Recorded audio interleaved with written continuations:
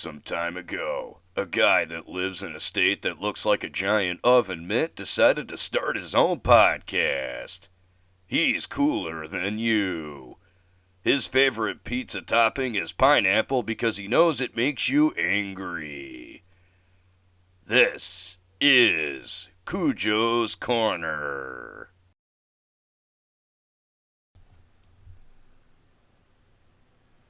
Hello, everyone. Justin Crumley back again with the CuJo's Corner podcast. And we got a lot to talk about today. The NFL draft was last week. We're going to talk about that. I got some Michigan Panthers talk for you guys. And we got some news on the Red Wings. News on the Red Wings. I've been wanting to talk about the Red Wings for a while. Without any further ado, let's just get straight into the talk today, since I anticipate this is going to be a long installment.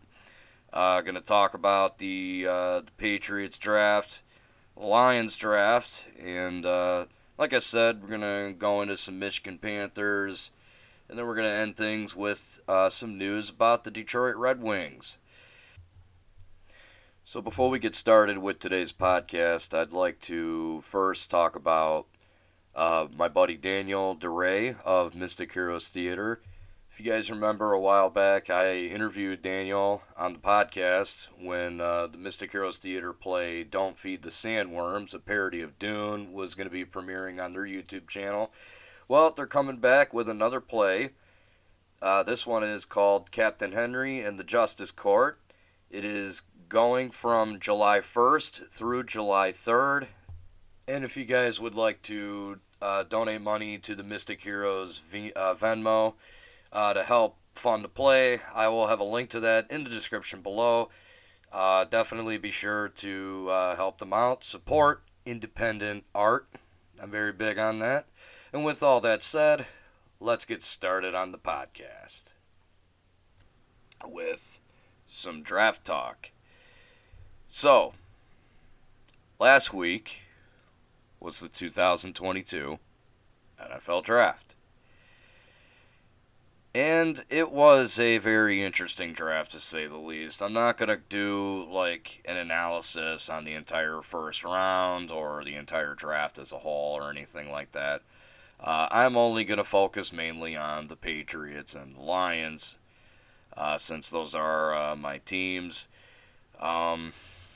So, I'm going to start off with the Pats. I'm going to kind of go through and list all their draft picks, where they came from, where they went, what round they went, where they went overall, and just kind of give my my brief thoughts on what I think of them based on what I know. I am not a draft expert by any stretch of the imagination. The only thing I know about these guys are what I've read about them, and I've got some good feelings about some of these picks, and overall my entire goal here is to kind of assess each team's draft as a whole and just kind of give my overall thoughts about it. So anyway, with all that said, let's talk about the Pats. So their first pick, they actually ended up trading back with the Kansas City Chiefs from 21st to 29th overall. So with the 29th overall pick, the New England Pats took Cole Strange, an offensive guard out of Chattanooga. Now, I'll be honest, when I first heard that that's who they picked, I had no idea who this guy was. I had never heard his name on a whole lot of draft boards. Granted, I didn't look at a whole lot of mock drafts going into this draft. I kind of wanted to go in a little blind. But anyway, Cole Strange was not a name that I had heard a lot about.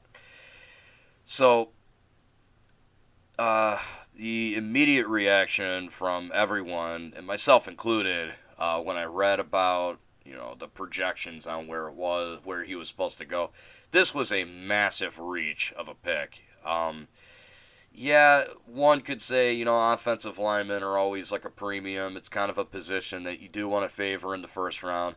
But this guy probably would have been around in the second or third round. He was actually projected to be roughly a third round pick. So, yeah, in all seriousness, I kind of feel like this is I think this is a reach myself. Again, maybe Belichick sees something in this guy that none of us do. I certainly hope that's the case, but yeah, it's a little interesting because I do think guard was a position that the Pats needed to address in the draft, but again, this was a bit of a reach. They could have traded back out of the first round and probably still got this guy in the second round. At that point, I would be saying, hey, this is actually a solid pick. They replaced Shaq Mason with, a decent guard, and Cole Strange, So I do think it does fill a position of need, which is offensive guard. But as for where they picked him, which is 29th overall, I do think it is, as of right now, on paper, it does look like a bit of a reach. I know some people out there have said, like, oh, you can't question Belichick, but, yeah, what do you want from me? This pick just kind of seems like a reach. Again, I hope I'm wrong, but, moving on. Only time will tell. Moving on. The second pick from the New England Patriots, they actually traded up to get this guy. They took him in the second round, 50th overall, Taekwon Thornton, a wide receiver out of Baylor. Now, this one was very interesting because anybody that knows Belichick's history with drafting wide receivers, it's not very good, but this is a second-round pick. This was the fastest receiver in this draft, and if it's anything we do know in the NFL, it's that speed kills. However, I don't want to get too caught up in combine speed numbers because I think it was like John Ross III had like set the record for the best 40 time, and yeah, for the most part, he has not panned out to be a number one receiver, more of a number two, number three kind of guy. But I think wide receiver was another position of major need for the New England Patriots. I've said it before, I'll say it again. They really need a true number one guy. N'Keal Harry obviously is not looking like he's going to pan out, fill into that role, which leaves the question about Taekwon Thornton. Now,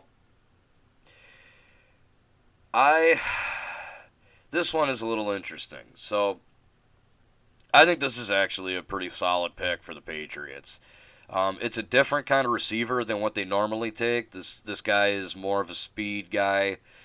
I've seen comparisons to like Brandon Cooks, and I personally really like that. It's kind of like a Kansas City Chiefs kind of offense, more of a speed and space kind of thing.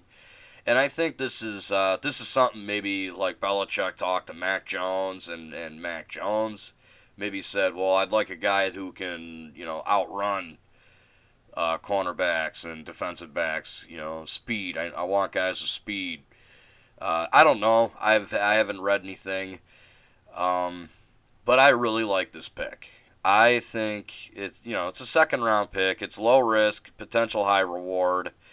And yeah, I do think this guy, Taekwon Thornton, he has the potential to become our true number one guy. And who knows, maybe he'll, like I said, it's a second round pick. It's, I think it's low risk, potential high reward. Now that's not to say that a second round pick doesn't matter at all. Of course it does. But again, this was a position of need. Again, I've heard some people say, like, they didn't need to trade back. Pittsburgh took a receiver, and I think, like, 2 picks after they did. So, who knows? Maybe they would have took Taekwon Thornton, and New England didn't want that. I don't know. But, yeah, overall, really like the pick. It was 50th overall. Personally, I think it's low risk and possible high reward. All right, so the third pick from the New England Patriots, this was in the third round, 85th overall. They took Marcus Jones, cornerback out of Houston, and I haven't really read a whole lot about this guy. In fact, from this point on, this is where we start to kind of get into the territory where I don't really know a whole lot, but What I do know is that this guy apparently is more of a slot corner, kind of like Jonathan Jones. Um, we really, I think New England more or less needed to address the cornerback position. And going back to the Cole Strange pick, I really think New England kind of blew it. Not because nothing personal to Cole Strange, but cornerback I think was a bigger position of need than offensive guard. Uh, there was guys like Andrew Booth Jr. and I think it was like McCormick or something. The guy that like Jesse McCormick or so. I don't remember his name, but the guy that Kansas City took. Um, New England, more or less, I think they waited too long to take a corner, and they got another slot guy. Now I might be mistaking this for their next pick, which is Jack Jones, but I heard one of these guys is like a special teams guy. I forget which one. And we know Belichick likes special teams players a lot. It's kind of his bread and butter. But yeah, I don't think Marcus Jones really fills the hole that J.C. Jackson left behind. And that's really the big thing here is we, in this offseason, did not get a solid replacement for J.C. Jackson. Not even a veteran option like Patrick Peterson, even though, although I don't know, Patrick Peterson's a little past his prime, but um, I mean, like possibly like a veteran, or we didn't do anything in the draft to replace J.C. Jackson. I don't think. As far as the draft as a whole, I'll get more into that later on. But anyway, back to Marcus Jones. So more of a slot corner, which again I don't think was a huge need, but who knows? Maybe this will go somewhere. Uh, it's a third round pick. I'm not gonna get overly angry or upset about it, but yeah, it is what it is. The next pick, the fourth pick from the New England Patriots. This is in the fourth round, 121st overall. Jack Jones, cornerback out of Arizona State. Now, I do want to reiterate again, correct me in the comment section which one it was that was like the special teams guy. But again, Jack Jones is a guy that, much like Marcus Jones, I don't know a whole lot about. Again, from what I do know, is that he is more of a slot corner. And again, slot corner wasn't really the hole that we were looking to fill as far as like corner goes. But, I mean, I can only hope that this pans out. Really not a whole lot to say here. It's the fourth round. Much like the third, I'm not going to lose my mind over it. So, moving on. Sticking in the fourth round, 127th overall, we have Pierre Strong, a running back out of South Dakota State. So, again, a guy I haven't really read a whole lot about, but what I do know is that he's a big guy. He's like 6 feet tall. He's got long legs. He's pretty fast, pretty big guy. Can kind of more of a like a guy that you give the ball to be your speed and space guy. But he's a big guy, hard to tackle. Belichick, we know he loves that. So this is actually what I would consider from what, by all accounts, I would say this is a potential steal here. This guy could really be very useful in Bill Belichick's system. And you can really, let's be honest, you can never have too many running backs. So I think adding a running back in the fourth round is never a bad thing. And a guy like Pierre Strong with the size, I really like it. Yeah, not a whole lot to complain about with this pick. All right, literally 10 picks after that, still in the fourth round, 137th overall. This is the sixth pick for the New England Patriots. They took Bailey Zappi out of Western Kentucky. This was kind of funny to me because Mike Valeni on 97.1 was, I guess, he was like a big Bailey Zappi guy. He liked Bailey Zappi, so it kind of made me chuckle when the Pats took him. Now, at first, I was a little bit puzzled by this pick. I was like, well, why the hell would they take a quarterback in the 4th round? We got Mac Jones. And I was watching Patriots Global, and I think he made, by the way, shout out to Patriots Global. You guys should definitely check him out if you guys have a really awesome channel. It's actually where I get a lot of my Pats news. So anyway, I was a little bit confused at first when they took Bailey Zappi because, again, I thought, Mac Jones. They got Mac Jones. Patriots Global pointed this out. They need a reliable backup quarterback. And that leads me into something I want to talk about, but I'll save that for just a minute.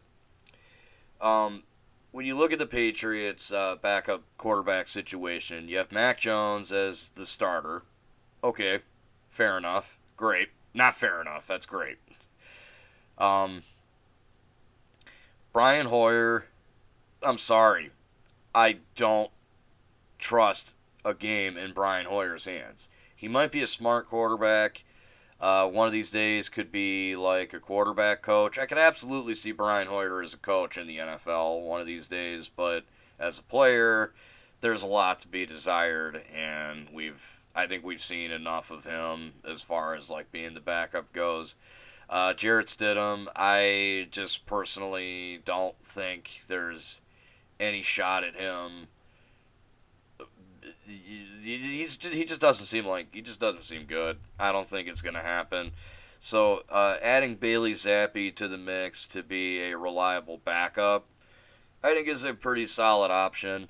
And now that leads me into what I actually wanted to talk about, and that's the backup quarterback, which in and itself is starting to become incredibly important because we're seeing more quarterbacks that are more athletic. And this is just a theory I have from watching football for so long. Quarterbacks are getting more athletic, and they're opening themselves up to being injured more. So when that happens, you have to have a solid backup quarterback to come in and lead your team. Now, to be fair, we don't know if Mac Jones is necessarily going to be too injury prone. And, as far as athleticism goes, he wasn't the most athletic quarterback coming out of last year's draft. So I'm personally not worried as much, but you never know. It only takes one bad hit. And, so definitely a solid pick for the New England Patriots. Bailey Zappi, 4th round, 137th overall. I like this pick. It's a pretty decent pick. The next pick, this was the 7th pick for the New England Patriots. It's in the 6th round, so they actually didn't have a 5th round pick here.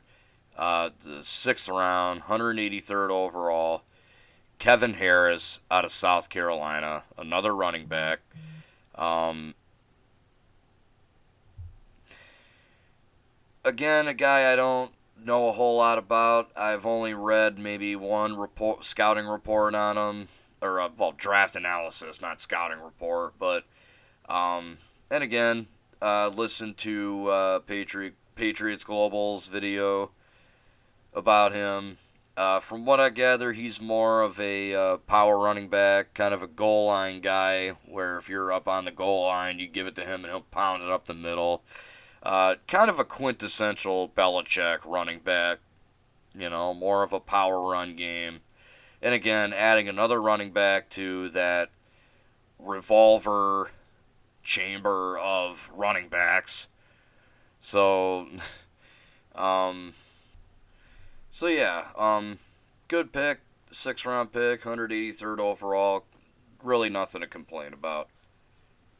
All right, next pick, again, 6th round pick, a 200th overall.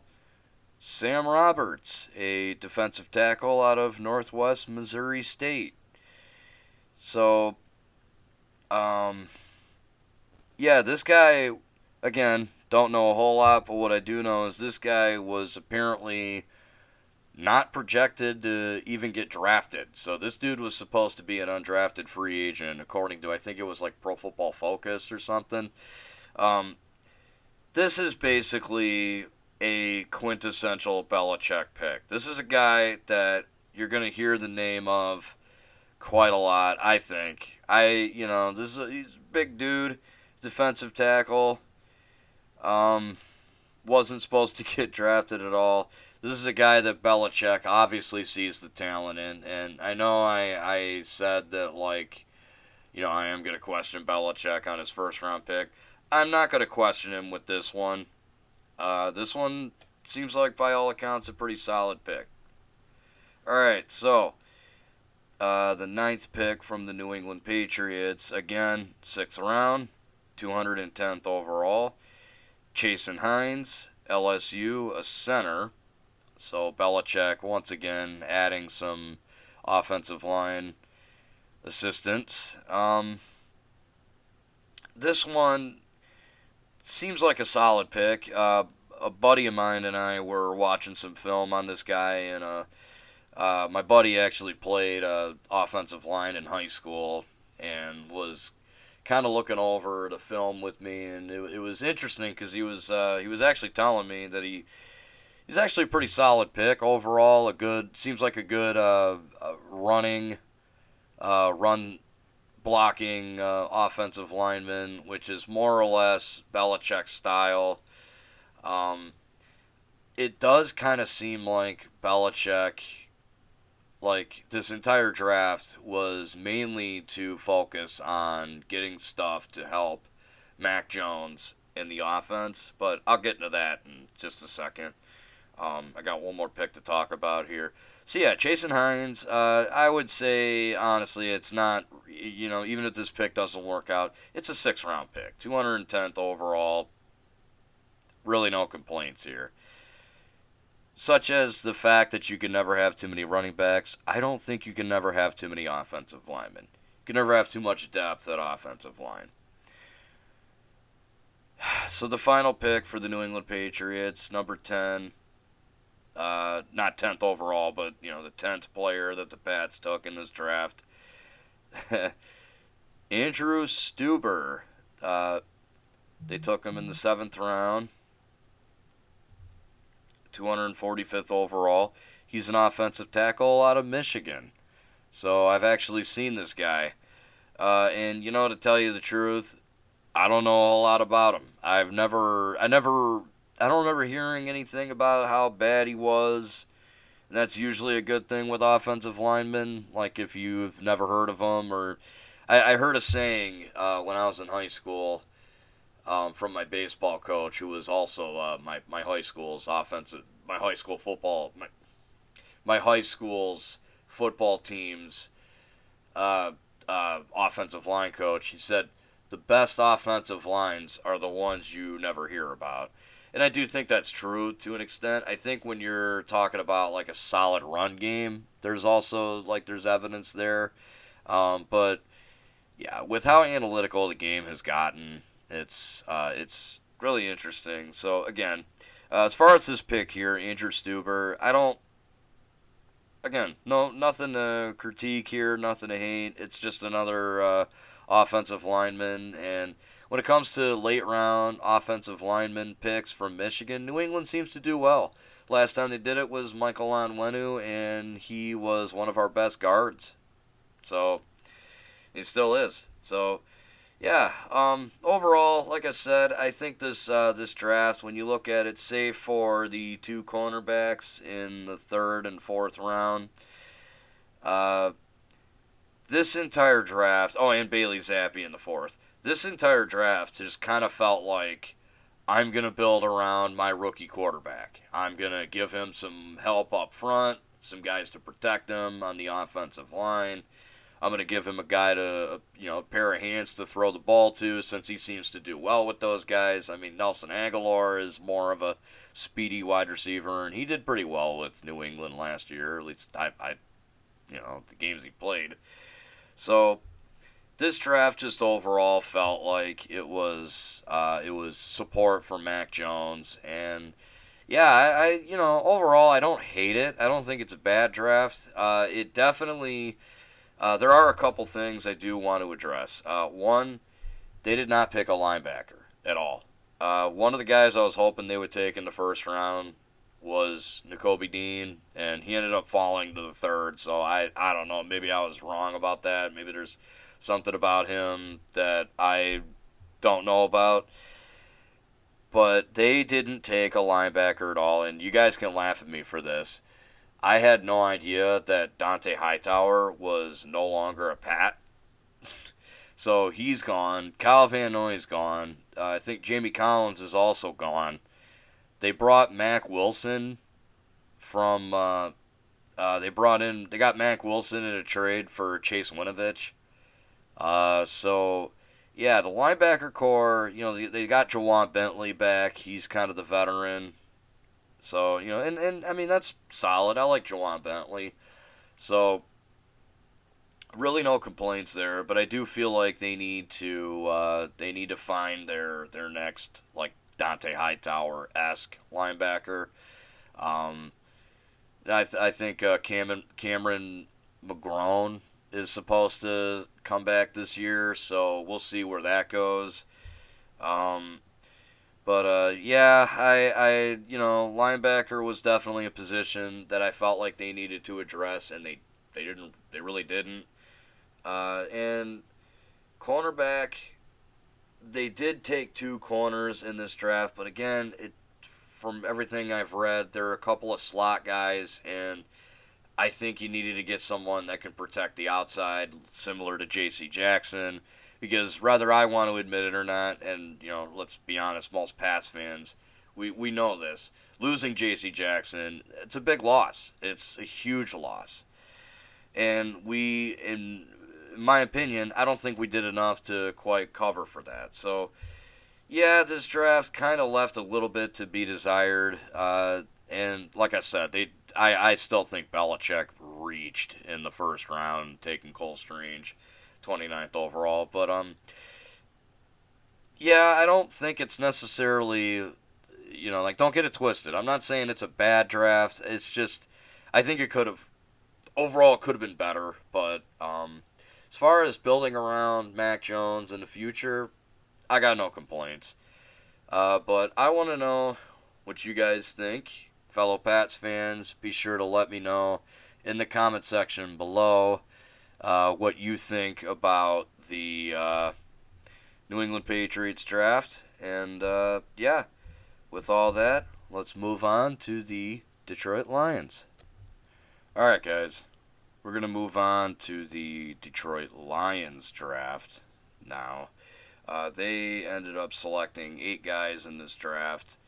And I actually have quite a bit more to say about this one than I do the Pats. Maybe not. I guess that remains to be seen. But anyway, without further ado, let's just get straight into it. So their first pick in the first round, the second overall, it was Aiden Hutchinson, defensive end out of Michigan. Honestly, everybody saw this coming. So I guess the only thing I can really give you are my honest thoughts. So I don't hate the pick by any stretch of the imagination. I think it's a perfectly safe option. I think it's a good pick. But that's kind of the problem I have with it. I just feel like if you're picking number 2 overall, you should kind of swing for the fences. Just really go for that. Go in or go big. Go big or go home kind of pick. I would have preferred if they had took a chance on Kayvon Thibodeau here. I think he has a much higher ceiling than Aiden Hutchinson. But again, it's not an inherently terrible pick. I do think the Lions needed to address their defensive line. And I think Aiden Hutchinson is a perfectly serviceable defensive end. He's a good football player. But again, this is not the guy I would have went with. And I know everybody wants to have that, the cool story of the hometown kid coming to play for his hometown team. Yeah, I'm not here for feel-good stories. I'm here to win championships.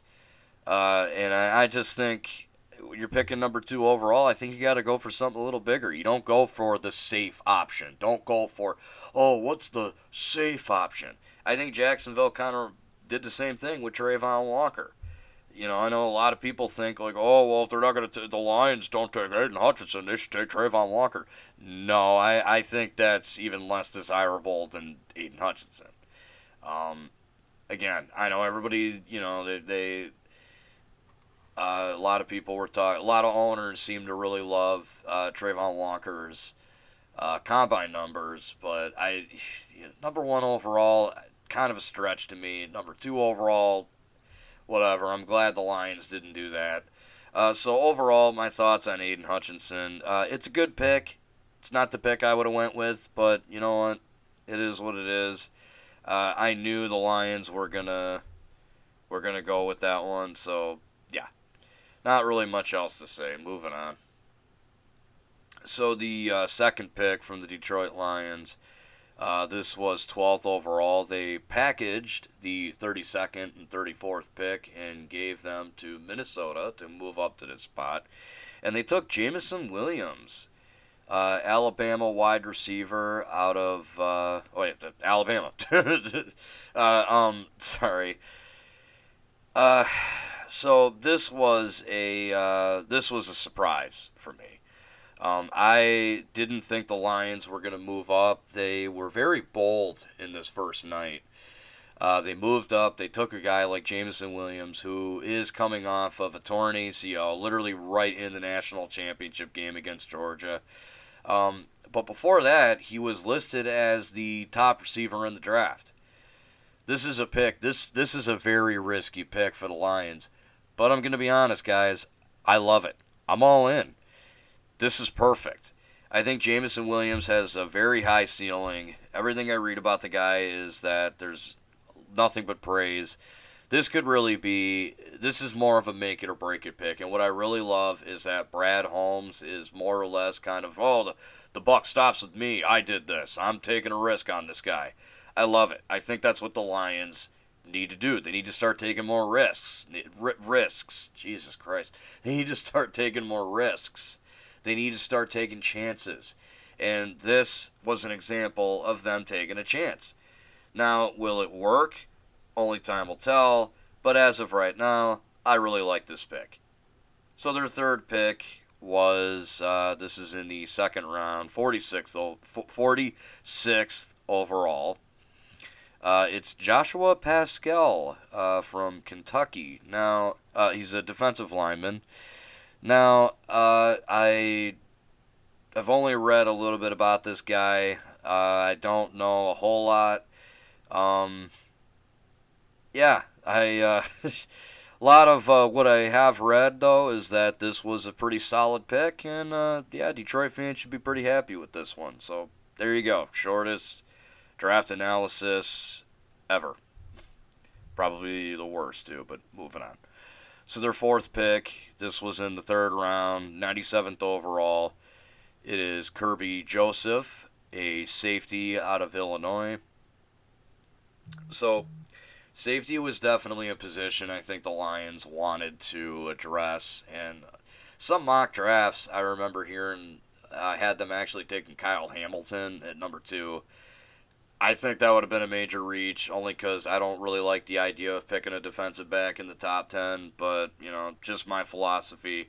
I think the fourth round is probably the best time to draft a defensive back. Again, I don't know a whole lot about Kirby Joseph, but safety is a position that I do think you address in the third or fourth round if you're looking to address it through the draft. Let's hope this one works out, and So their next pick, they actually didn't have a fourth round pick. Their next pick was in the fifth round, and it is their fifth pick, ironically enough of all things, 177th overall. They took James Mitchell, a tight end out of Virginia Tech. And much like Jameson Williams, this guy's coming off of a torn ACL. This was more or less this one was obviously a depth pick. This was meant to be more of a backup option along with TJ Hawkinson. Um, and I mean, it was also kind of a surprise. I guess I was expecting the Lions to just mainly focus on defense from here on out. I didn't think they would take another offensive player after taking Jameson Williams, but I don't really hate this pick. I think giving Jared Goff and whoever your possible future quarterback might be, I think giving them more options is never a bad thing. And yeah, 5th-round pick. This is just more or less a low risk, high reward situation. Their 6th pick came in the 6th round. This was 188th overall. They took Malcolm Rodriguez, a linebacker out of Oklahoma State. So once again, going right back to the defense. And low-key, this could be pretty solid. I feel like the 6th round is where you find your diamonds in the rough, especially on defense. And, a guy like Dan Campbell that seems to want to build most of his identity off of defense anyway, I would say, this is a solid pick overall. Again, low risk, potential high reward. The 7th pick, which was in the 6th round, 217th overall, is James Houston out of Jackson State. He's a defensive end. So once again, they address the edge part of the defensive line. And from what I've read about this guy's a steal. That's about all I know. I don't think it's ever a bad thing to build up under defensive line, and I think having 2 solid defensive ends that can put pressure on the quarterback and keep the run game intact, I think that's actually the key to a solid defensive foundation myself. So, yeah, adding another defensive end is never a bad thing overall. It's a good pick. And the last pick for the Detroit Lions is the 8th pick of the draft for them. It comes in the 7th round, 237th overall. It's Chase Lucas, cornerback out of Arizona State. And I'll be honest with you guys, I know absolutely nothing about this guy. I haven't read anything about him. I haven't read anything on Pro Football Focus or anything. No scouting reports, no draft reports. I don't know anything about this guy. Cornerback was, much like my Pats, a position of need for the Lions. And, I do think addressing it in the 7th round, what can go wrong? At worst, this guy ends up not being very good, and oh no, a 7th round pick didn't work out. So, yeah, very defensive heavy draft. Only 2 offensive players taken for the Lions, which I kind of expected. I expected them to mainly focus heavily on the defense. Their defense seemed more or less to be the major issue last year. Well, yeah, last year. And, I have given the Lions a lot of shit for their lack of doing much in this offseason. I do need to correct something for the record. I had heard that they did actually try to contact San Francisco about Deebo Samuel, so I'm actually kind of happy to hear that. I'm actually really happy to hear that they at least picked up the phone and tried. Again, I think it is going to take risks and chances, and, again, you might as well make life easy for your quarterback, no matter who it is. So, I think overall the Lions are, this draft, again, focusing mainly on the defense. It kind of seems like they're building something similar to what New England was doing last year, as in, putting all the pieces around a potential rookie quarterback. Now, granted, they didn't go and spend a lot of money this offseason, even though I would have loved to have seen them do that, I'm willing to forgive somewhat this lackluster offseason because this draft was actually, I don't hate this draft. I thought it was actually a pretty solid draft for the Lions. So, yeah, overall, I thought the Pats had a decent draft. It was decent for quarterback building, building around Mac Jones, but ultimately kind of fell short as far as addressing positions of need. And for the Lions, very defensive heavy. I really don't have any complaints. So, yeah. With all that said, I am going to turn it over to you guys, Lions fans. What did you think of your team's draft? I know I kind of went a little bit longer with the Pats, but I'm a Pats fan first. I read a lot about most of their picks and didn't really read a whole lot about the Lions picks. I do apologize for that, but anyway, you guys have heard my thoughts. I want to hear your thoughts.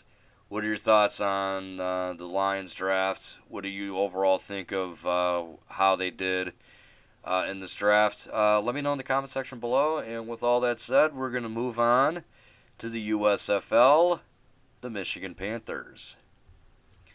So we're about 4 games into the newly revived USFL season, and to be honest, unfortunately, the Michigan Panthers are not off to a great start. They're 1-3. They're third in the North Division, and granted, things do look like they're getting better, but just overall, quarterback play has been awful from Shea Patterson. The kicking is absolute trash. And, they're just unfortunately, it seems like the offense tends to get in its own way and beats itself. Now, there are some good things about the Michigan Panthers, and I do want to talk about that in just a second. But yeah, I think Shea Patterson, for being the number 1 overall pick, has just not panned out at all. He just makes really terrible mistakes, throws the ball everywhere, only has 2 touchdowns on the year, passing touchdowns. I don't know how many rushing touchdowns he has, if any. I know he's thrown a lot of picks. I mean, it's just been awful. He has not lived up to the number 1 overall pick kind of hype. And it's a real shame, too, because as I just mentioned, I kind of alluded to, there are some good things about the Michigan Panthers, and I will highlight that now. So for starters, they're top of the league in rush yards per game, average rush yards per game. They're first in the USFL. They're averaging 190.3 yards per game. They're also tied for most rushing touchdowns with 7. So the rushing attack is looking amazing. Much like the Patriots, they have like a 3 to 4 running back kind of thing. So the power run game is there. They're leading the league in rushing. They're tied for most rushing touchdowns. So, like I said, the offense is mostly faltered because of the quarterback play. It hasn't been all bad. And let's flip things over to the defensive side of the ball. The defense is actually playing pretty good. They're first in points allowed with only 45 total. They're second for total yards allowed with 238. I'm not sure if that's a average per game. It probably is. I think it's like an average per game. That might be total. I'm not sure. They are third in total rush yards given up with 429, and in rush yards given up per game with only averaging 107.3. So that's actually not too good if you compare it to like most NFL defenses. If you're giving up 100, plus rush yards in a game. That's actually not very good. So I guess I kind of had to take that statement back a little bit, but Yeah, I mean, so the rush defense is kind of a leaky faucet, I guess, but they aren't giving up a whole lot of yards. They are eighth in sacks as a team. They only have three. They're tied for sixth in interceptions with only three. So it's kind of a middle of the road thing. And let's be honest, if they were in the NFL, they'd probably be a whole hell of a lot worse. But yeah, as things are shaping out to be, this is exactly what I was afraid of when they announced that Jeff Fisher was going to be this team's coach. Jeff Fisher has the one Super Bowl appearance with the Tennessee Titans where they lost to the Rams, and that's about it. After that, he's kind of a career underachiever, and that's what we're seeing here. We're seeing a bunch of underachieving in a league that I thought he might have maybe a better advantage in, seeing as he's got some NFL experience, but I don't know. Clearly, that didn't translate over as well. Like I said, there's a lot to like with the rushing attack has been really good, leading the league in rushing yards per game. Oh wait, I'm sorry. They're no, yeah, they are first in average rush yards per game. Sorry. They're also tied for the most rushing touchdowns with 7. So the rushing game has been really good. The defense, for the most part, as far as like USFL league standards, defense is playing well enough. It's keeping the offense in games, but really it's just been this awful quarterback play from Shea Patterson that's just been absolutely terrible. And Paxton Lynch hasn't really looked all that good either, save for the one drive where he mostly just handed the ball off, had a couple decent runs, and then hurt his ankle.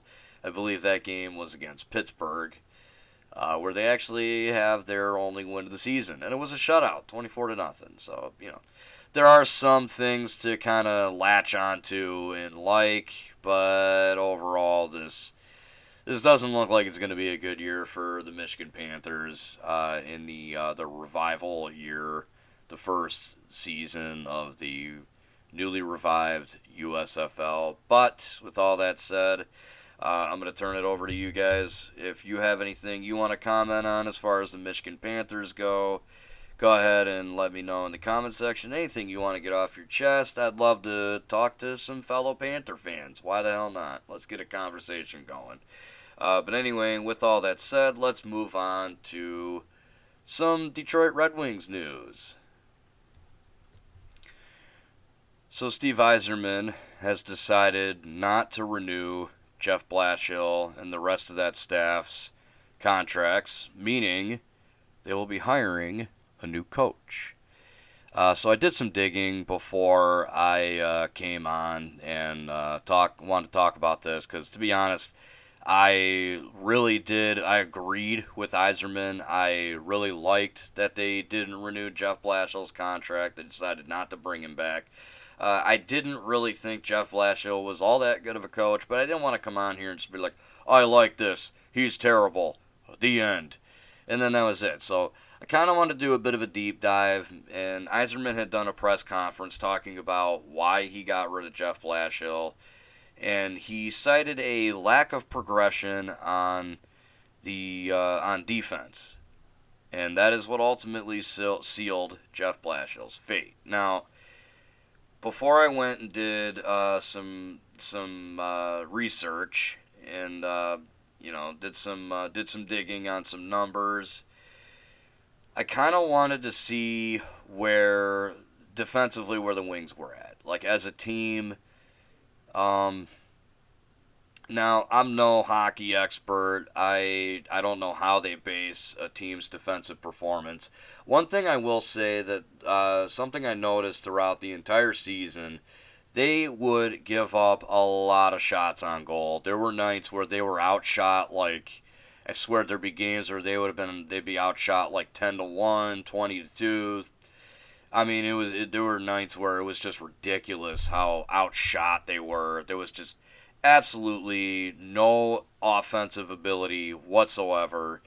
No urgency to keep the puck in the opposite zone. So, going off of what I knew from the eye test, as it's called, I agreed that there was no progress on the defense. But I kind of wanted to look over some numbers. And what I ultimately broke it down to was the goals against average, and save percentage as a team. Now, save percentage, you could say, like, well, that falls on the goalie. But I would argue that as a team, no. It also depends on how many shots that your goalie is facing. And given what I just said about the Red Wings and being badly outshot night after night, Alex Nedeljkovic, Thomas Greiss, and I don't remember who the last guy to play in net for them was towards the latter half of the season. But they had to face a lot of shots. They had to stand on their heads on a lot of games. And you can't expect your goalie to have to stop 35 to 40 shots a night. You just can't. So, goals against average, it's obvious why I picked those out. So, Yzerman took over in 2019. He and Blashill were together with the Red Wings for 3 years. So, going back to the 2019-2020 season, now, I think this one was cut short because of COVID. The Red Wings played 71 games this year. And in 71 games, they had 265 goals against. They were actually last in the league. They gave up the most goals. A goals against average of 3.46. So giving up, on average, almost 4 goals a night. And once again, dead last in the league. And a team save percentage of .886. Which, again, last in the league. Just awful. Awful. Now, that was Yzerman's first year as GM. That was, Blashill's, I guess you could say, like, his first time with a new GM or whatever. But just absolutely inexcusable numbers there. Just really bad. Terrible. Not a whole lot else to say.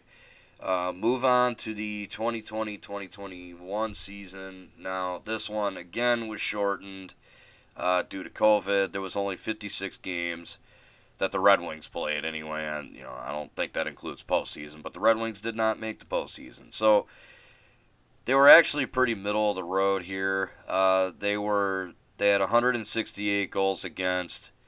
That's not saying much. I think, like I said, it's 56 games only, so they didn't have enough time to give up more goals. I think that if I read the chart right, they were like 12th overall on this one. So, average, middle of the road.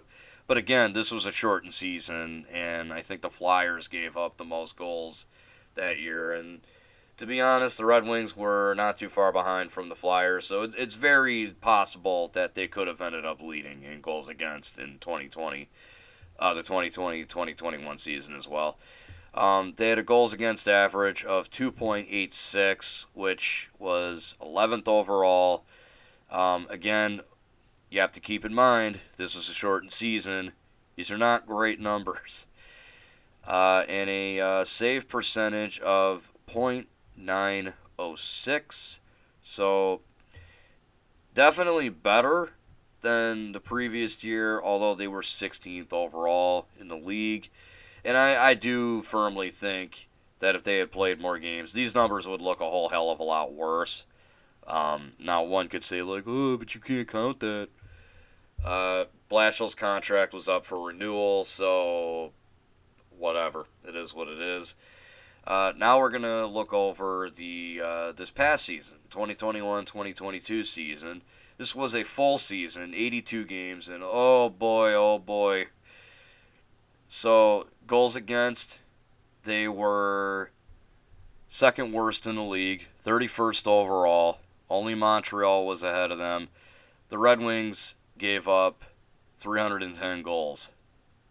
They had a goals against of 310. They were the second worst team in the league. Wow. They had a goals against average of 3.55. So once again, they were 27th overall in the league. So once again, almost 4 goals a night, and that's actually higher than the GAA in 2019. So yeah, ouch. And you also consider that season was cut short, but only by about 11 games. So, not too much. But anyway, a save percentage of 8.888. Only 0.2%, literally only 2.2% better than 2019. So, it's almost like they went backward. And let's be real, the only reason the numbers don't look as bad in 2020, 2021 is because of the shortened season. Oh, by the way, they were 29th overall in 2021, 2022 save percentage as a team. So, yeah, after looking at that and doing some digging, I think Yzerman had a leg to stand on. This team is not moving forward defensively. They have just looked awful. They haven't looked like they've taken any steps forward in this rebuild. And they got the talent. It's all there. I just don't think Jeff Blashill was the guy that could get it out of them. So I don't know who their next coach is going to be, and I'm not even going to begin to start to speculate on who it's going to be. I will leave that to you guys if you have any ideas. From what I gather, it's possible that Yzerman does what he did in Tampa Bay and hires a dude who doesn't have any experience at all and just kind of comes out of nowhere. The only thing I'd have to say to that is I hope it works out the same way it did in Tampa Bay. So, anyway, guys, with all that said, I'm going to go ahead and wrap things up from here. Let me know in the comment section your thoughts on all the topics today. And I do want to apologize for this one being a bit late. I had intended on getting this one up a bit earlier, seeing as the draft is now about a week old. But I do think it turned out pretty well. And again, let me know what you guys think of the Patriots draft or the Lions draft or whatever team you're a fan of. How do you think they did in their draft? Any USFL fans out there? What are your thoughts on the Panthers? Do you think they're going to turn things around? I have my doubts, but, hey, I guess stranger things have happened. Red Wings fans, what are your thoughts on Steve Yzerman letting Jeff Blashill go? And do you have any idea who their next coach is going to be? Or do you have any names that you'd like them to give a look at? Whatever your thoughts are, throw them in the comment section below. Thank you so much for listening, guys. And as always, until next time, I'm Justin Crumley, and this is CuJo Productions saying, stay awesome. If you enjoyed this video from CuJo Productions, please consider subscribing, check out my Redbubble page for all my merch, and hit the bell icon so that you're notified for every time I upload a video. As always, stay awesome, guys.